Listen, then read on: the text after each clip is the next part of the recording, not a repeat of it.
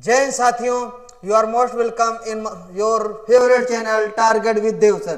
बच्चों, आज के इस वीडियो लेक्चर में हम लोग विभिन्न प्रतियोगी परीक्षाओं में पूछे जाने वाले अशुद्ध वाक्य तथा उनके शुद्ध वाक्य पर चर्चा करेंगे। तो आइए स्टार्ट करते हैं। आज का हमारा पहला अशुद्ध वाक्य है, पद्मिनी अपनी सौंदर्यता के लिए प्रसिद्ध थी। कैसा वाक्य है बच्चों? अशुद्ध वाक्य है। सौंदर्यता, यहाँ इस वाक्य में सौंदर्यता शब्द का प्रयोग ना होकर के क्या होना चाहिए? सुंदरता होना चाहिए। यानी पद्मिनी अपनी सुंदरता के लिए प्रसिद्ध थी। पद्मिनी अपनी सुंदरता के लिए प्रसिद्ध थी, शुद्ध वाक्य है। जबकि पद्मिनी अपनी सौंदर्यता के लिए प्रसिद्ध थी, कैसा वाक्य है?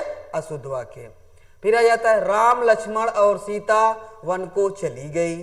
राम लक्ष्मण और सीता वन को चली गई, कैसा वाक्य है? अशुद्ध वाक्य है ना। वन को चली गई कैसा वाक्य है? अशुद्ध वाक्य है। क्योंकि हमने पिछले लेक्चर में आपको बताया था कि जब क्या है जब संज्ञा पुरुष लिंग और वाक्य में बीच में को आया हो, पुरुष लिंग से स्टार्ट हो और उसके बाद स्त्रीलिंग हो तथा वह वाक्य को से स्टार्ट हो, तो उसकी क्रिया पुरुष से होनी चाहिए, पुरुष लिंग की होनी चाहिए, ठीक है ना, पुरुष वाली होनी चाहिए। इसलिए राम लक्ष्मण और सीता वन को चली गई एक अशुद्ध वाक्य है, जिसका शुद्ध वाक्य हो गया बच्चों, राम लक्ष्मण और सीता वन को चले गए।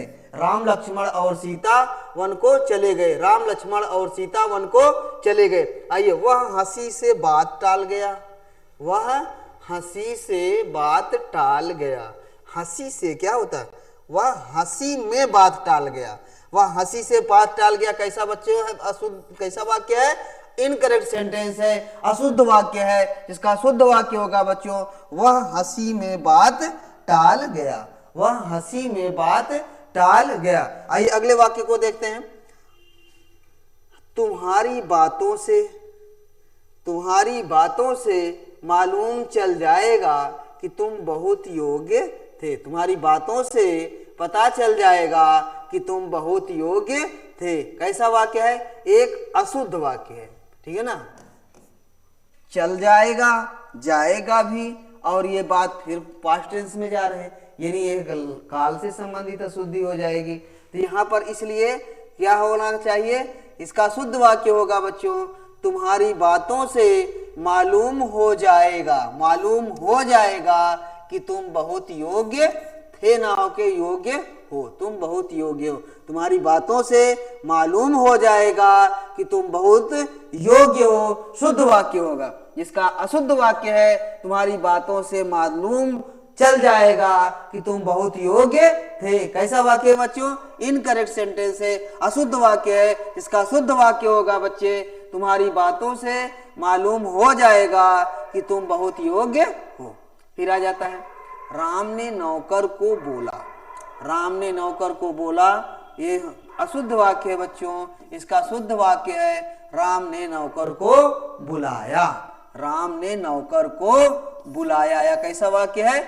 शुद्ध वाक्य। राम ने नौकर को बुलाया, यह एक कैसा वाक्य है? शुद्ध वाक्य। अगला, सोहन ने श्याम की घड़ी चुरा लिया। सोहन ने श्याम की घड़ी चुरा लिया। सोहन ने श्याम की घड़ी चुरा लिया, कैसा वाक्य है? अशुद्ध वाक्य है। जिसका शुद्ध वाक्य है, सोहन ने श्याम की घड़ी चुरा ली। चुरा लिया नहीं, चुरा ली। चुरा लिया नहीं होकर के क्या होगा? चुरा ली। तो यानी सोहन ने श्याम की घड़ी चुरा लिया, अशुद्ध वाक्य है। जिसका शुद्ध वाक्य होगा बच्चों, सोहन ने श्याम की घड़ी चुरा ली। सोहन ने श्याम की घड़ी चुरा ली। फिर आइए अगला वाक्य होता है, वहां भारी भरकम भीड़ जमा थी। वहां भारी भरकम भीड़ जमा थी। वहां भारी भरकम भीड़ जमा थी। क्या है? भारी भरकम, है ना। भारी भरकम क्या होता है? वहां भारी भरकम भीड़ जमा थी, अशुद्ध वाक्य है बच्चों। यहाँ भरकम शब्द का कोई मतलब नहीं है, इसलिए हमारा शुद्ध वाक्य होगा, वहां भारी भीड़ जमा थी।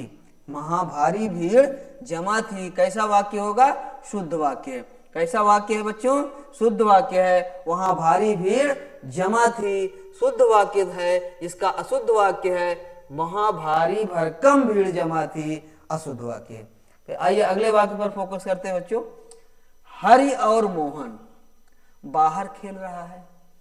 हरि और मोहन बाहर खेल रहा है। हरि और मोहन कैसे कितने वचन के संज्ञा, कितने वचन का करता है? बहुवचन का। तो क्रिया भी क्या होनी चाहिए? बहुवचन होनी चाहिए, ठीक है ना। फिर हरि और मोहन बाहर खेल रहा है।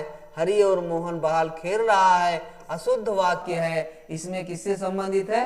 वचन से संबंधित अशुद्धि है।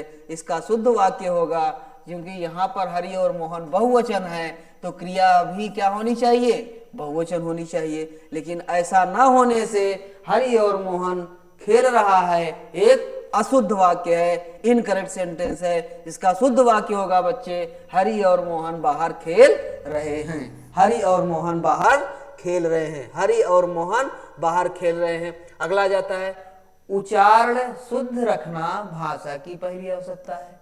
यह शुद्ध वाक्य है बच्चों, क्योंकि उच्चारण क्या होता है? उच्चारण कोई शब्द है? नहीं है। इसलिए इसका शुद्ध वाक्य होगा, उच्चारण शुद्ध रखना। उच्चारण शुद्ध रखना भाषा की पहली आवश्यकता है। यह क्या है? शुद्ध वाक्य है। उच्चारण शुद्ध रखना भाषा की पहली आवश्यकता है। कैसा वाक्य है? शुद्ध वाक्य है, करेक्ट सेंटेंस है। उच्चारण शुद्ध रखना भाषा की पहली आवश्यकता है, शुद्ध वाक्य है। फिर आइए अगला वाक्य है, वह आप से आप चला गया। वह आप से आप चला गया। आप से आप, वह आप से आप चला गया। कैसा वाक्य है? एक अशुद्ध वाक्य है। इसका शुद्ध वाक्य होगा बच्चा, आप से आप ना होकर वह अपने आप चला गया। क्या है? वह अपने आप चला गया। वह आप से आप चला गया, अशुद्ध वाक्य है। इसका शुद्ध वाक्य होगा, वह आप से आप चला गया। वह आप से आप चला गया। फिर अगला जाता है, साहित्य और जीवन का घनघोर संबंध है। ये घनघोर क्या होता है? साहित्य और जीवन का घनघोर संबंध है, एक अशुद्ध वाक्य है बच्चों। इसका शुद्ध वाक्य होगा, साहित्य और जीवन का घोर संबंध है। साहित्य और जीवन का घोर संबंध है। साहित्य और जीवन का घोर संबंध है। आइए अगला वाक्य देखते हैं बच्चों। फिर क्या है? हरि ने मोहन पर कठोर कुठाराघात किया। कुठाराघात और कठोर कुठाराघात का क्या मतलब है? तो यह कैसा वाक्य है बच्चों? अशुद्ध वाक्य है। कठोर कुठाराघात ना हो करके क्या होगा? हरि ने मोहन पर कुठाराघात किया। हरि ने मोहन पर कुठाराघात किया। कैसा वाक्य है? शुद्ध वाक्य। हरि ने मोहन पर कुठाराघात किया। कैसा वाक्य है? शुद्ध वाक्य। यह काम आप पर निर्भर करता है। यह काम आप पर निर्भर करता है, एक अशुद्ध वाक्य है बच्चों। यहाँ करता है मतलब नहीं है, यह काम आप पर निर्भर है। यह काम आप पर निर्भर है। निर्भर है, यह काम आप पर निर्भर करता है। अशुद्ध निर्भर करता है, यह काम आप पर निर्भर करता है, एक अशुद्ध वाक्य है। इसका शुद्ध वाक्य है, यह काम आप पर निर्भर है। यह काम आप पर निर्भर है। उसे परीक्षा में अनुत्तीर्ण होने की आशा है। उसे परीक्षा में अनुत्तीर्ण होने की आशा है। उसे परीक्षा में अनुत्तीर्ण होने की आशा है। कैसा वाक्य है? अनुत्तीर्ण होने की आशा की जाती है, ऐसा तो होता नहीं है। आप समझिए कि आशा उसकी की जाती है जिसमें कुछ पॉजिटिव चीजें हो, है ना। अब यहाँ पे पास ना होने की आशा की जाती है। उसे परीक्षा में अनुत्तीर्ण होने की आशा है, यानी कैसा वाक्य है? अशुद्ध वाक्य है। उसे परीक्षा में अनुत्तीर्ण होने की आशंका है। उसे परीक्षा में अनुत्तीर्ण होने की आशंका है बच्चों। यह वाक्य हमारा क्या है? शुद्ध वाक्य है, क्योंकि अनुत्तीर्ण होने की कोई आशा नहीं करता, उत्तीर्ण होने की आशा की जाती है, अनुत्तीर्ण होने की आशा नहीं की जाती। यानी उसे परीक्षा में अनुत्तीर्ण होने की आशा है, अशुद्ध वाक्य है। इसका शुद्ध वाक्य है बच्चों, उसे परीक्षा में अनुत्तीर्ण होने की आशंका है। उसे परीक्षा में अनुत्तीर्ण होने की आशंका है। फिर अगला जाता है, उस पर दुख की वर्षा होने लगी। उस पर दुख की वर्षा होने लगी। यह कैसा वाक्य है बच्चों? अशुद्ध वाक्य। उस पर दुख की वर्षा होने लगी, अशुद्ध वाक्य है। जिसका शुद्ध वाक्य है बच्चों, उस पर दुख की घटा छा गई। उस पर दुख की घटा छा गई, कैसा वाक्य है? शुद्ध वाक्य है। उस पर दुख की घटा छा गई, कैसा वाक्य है? शुद्ध वाक्य है। आइए अगला वाक्य देखते हैं। मुझे आवश्यकीय कार्य है। मुझे आवश्यकीय कार्य है बच्चों, यह अशुद्ध वाक्य है। मुझे आवश्यकीय कार्य है एक अशुद्ध वाक्य है। इसका शुद्ध वाक्य है मुझे आवश्यक कार्य है। मुझे आवश्यक कार्य है। मुझे आवश्यक कार्य है बच्चे, यह कैसा वाक्य है? शुद्ध वाक्य। फिर आ जाता है मेरे सिरहाने पर बैठकर शोर मच मचाइए। मेरे सिरहाने पर बैठकर शोर मत मचाइए। तो यहाँ पर सिरहाने पर, सिरहाने का मतलब ही होता है कि सिर की तरफ। आप वहां पर क्या कोई मतलब नहीं है, इसलिए यह वाक्य हमारा क्या हो गया है? अशुद्ध है। उसे सिरहाने बैठकर, मेरे सिरहाने बैठकर शोर मत मचाइए, कैसा वाक्य है? शुद्ध वाक्य। मेरे सिरहाने बैठकर शोर मत मचाइए, शुद्ध वाक्य है। जिसका अशुद्ध वाक्य है मेरे सिरहाने पर। अगर सिरहाने पर आए तो कैसा वाक्य है? अशुद्ध वाक्य हो जाएगा, ठीक है ना? अशुद्ध शब्द हो जाएगा वाक्य में, ठीक है ना? तो इसलिए सिरहाने पर दिखे तो वही वाक्य में क्या है? अशुद्धि है। इसका शुद्ध वाक्य होगा हाँ, उसे सिरहाने बैठकर शोर मत मेरे सिरहाने बैठकर शोर मत मचाइए। फिर आ जाइए, आज मां आनंदमयी के निधन पर आशा का अंधकार छाया हुआ है। अब देखो आज मां आनंदमयी के, बच्चों ध्यान से समझिए, आज मां आनंदमयी के निधन पर आशा का अंधकार छाया हुआ है। कोई किसी के निधन की आशा करता है क्या?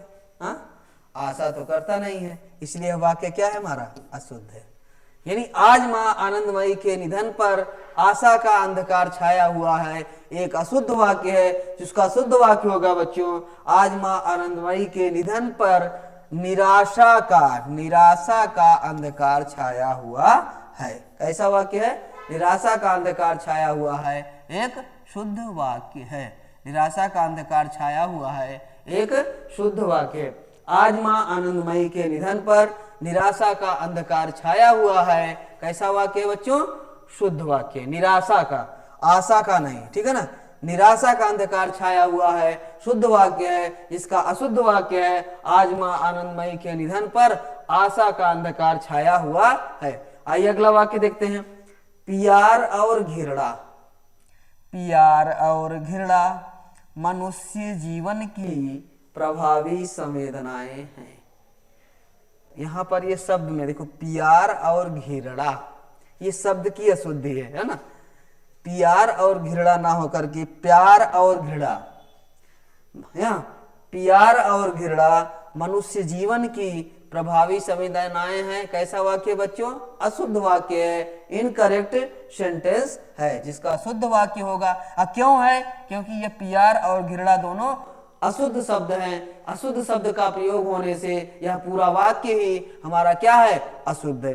इसलिए हमारा शुद्ध वाक्य होगा प्यार और घृणा मनुष्य जीवन की प्रभावी संवेदनाएं हैं, शुद्ध वाक्य है। प्यार और घृणा मनुष्य जीवन की प्रभावी संवेदनाएं हैं, शुद्ध वाक्य है। आइए अगला वाक्य देखते हैं। गोरकी के उपन्यासों का, गोरकी के उपन्यासों का नागरी में अनुवाद हुआ है। नागरी में अनुवाद हुआ है बच्चों, कैसा शब्द है? अशुद्ध वाक्य है, क्योंकि नागरी कोई भाषा नहीं है, क्योंकि किस लिपि है? देवनागरी लिपि है ना? देवनागरी लिपि। हमारी हिंदी की कौन सी लिपि है? हिंदी और संस्कृत की कौन सी लिपि है? देवनागरी लिपि है। कौन सी लिपि है ना? मराठी भाषा की भी लिपि कौन सी है? देवनागरी है। तो यहाँ पर लिपि में नहीं लिख पाया जाता, अनुवाद में, लिपि में अनुवाद नहीं होता, किसमें होता है? भाषा में होता है। इसलिए गोरकी को उपन्यासों का नागरी में अनुवाद हुआ है, एक अशुद्ध वाक्य है बच्चों। क्या है? अशुद्ध वाक्य है। जिसका शुद्ध वाक्य होगा गोरकी के उपन्यासों का हिंदी में अनुवाद हुआ है।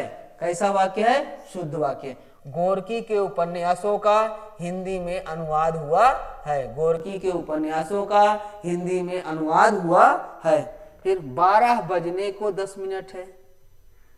हाँ, 12 बजने को 10 मिनट है, एक अशुद्ध वाक्य है। इसमें क्या है? कारक संबंधी अशुद्धि है। ठीक है ना, कर्ता ने कर्म को, हाँ, तो यहाँ पर कर्म कारक का प्रयोग नहीं होगा। हाँ, यहाँ पर कारक संबंधी अशुद्धि है। 12 बजने को 10 मिनट है, कैसा वाक्य है? अशुद्ध वाक्य है, क्योंकि इसका अशुद्ध वाक्य है 12 बजने में 10 मिनट हैं। 12 बजने में 10 मिनट हैं। 12 बजने में 10 मिनट हैं, शुद्ध वाक्य है। 12 बजने में 10 मिनट हैं, शुद्ध वाक्य है।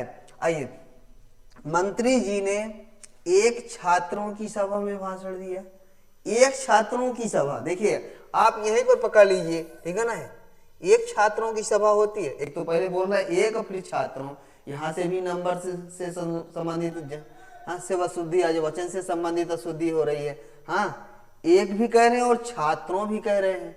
ये तो एक छात्र की सभा में, हाँ, एक छात्र की फिर सभा में भी भाषण नहीं होगा। अगर मान लो हम यहाँ छात्रों की जगह छात्र कर देते हैं तो एक छात्र की, फिर एक छात्र की कोई सभा ही नहीं होती। कम से कम सभा एक से अधिक छात्र की होगी। तो इसलिए यह वाक्य हमारा क्या है?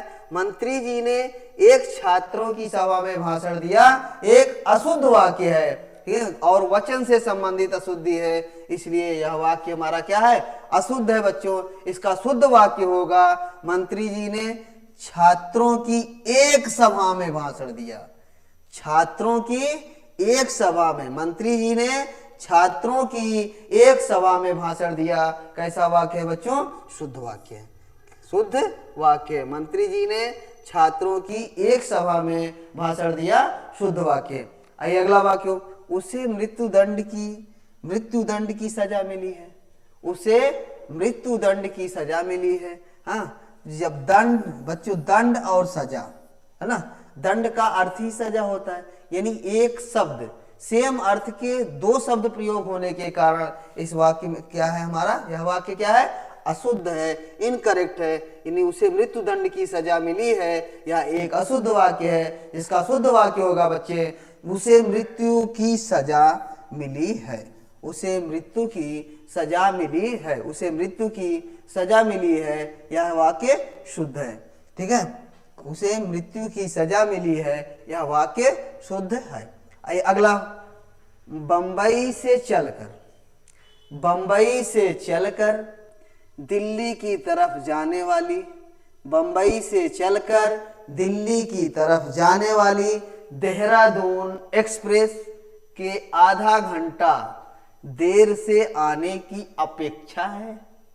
हाँ, एक आधा घंटा देर से आने की अपेक्षा है। हाँ, आधा घंटा देर से आने की अपेक्षा है। अब बताइए कैसा वाक्य है? अशुद्ध वाक्य है। समझ रहे हो ना, अपेक्षा नहीं की जाती।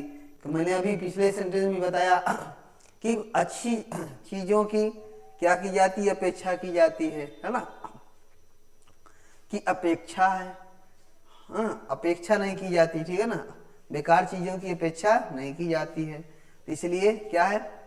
बंबई से चलकर दिल्ली की तरफ जाने वाली देहरादून एक्सप्रेस के आधा घंटा देर से आने की अपेक्षा है।